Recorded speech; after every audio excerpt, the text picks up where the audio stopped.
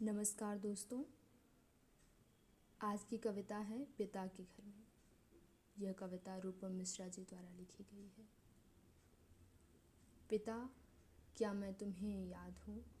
मुझे तो तुम याद रहते हो, क्योंकि ये हमेशा मुझे याद कराया गया। फांसीवाद मुझे कभी किताबों से नहीं समझना पड़ा।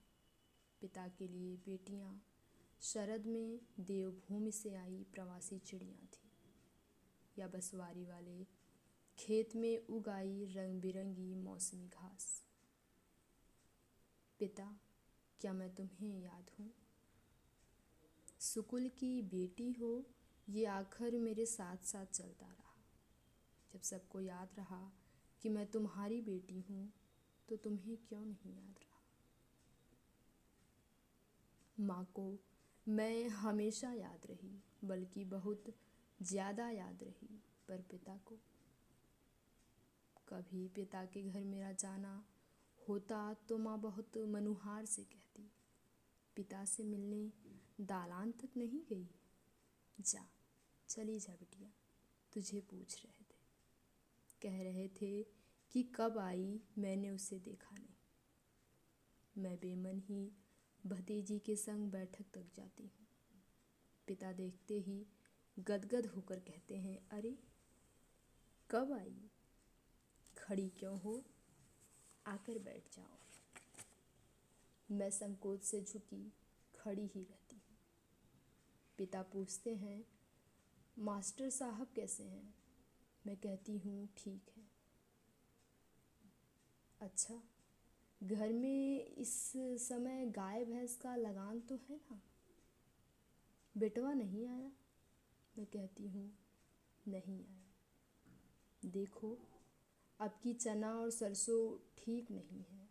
ब्लॉक से इंचार्ज साहब ने बीज ही गलत भिजवाया। पंचायत का कोई काम ठीक नहीं चल रहा है। ये नया ग्राम सेवक अच्छा नहीं है। अब मुझसे वहाँ खड़ा नहीं हुआ जाता।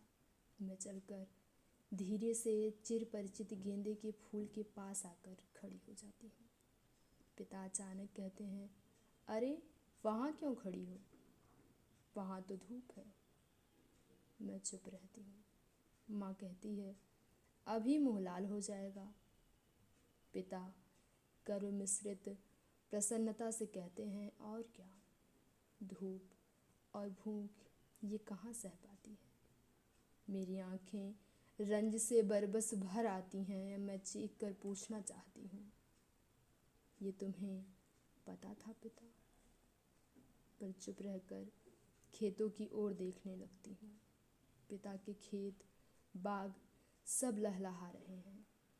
बुआ कहती थी, दैया, इतनी बिटिया, गाय का चरावन और बेटी का चरा घर फिर पनपे तब जाना।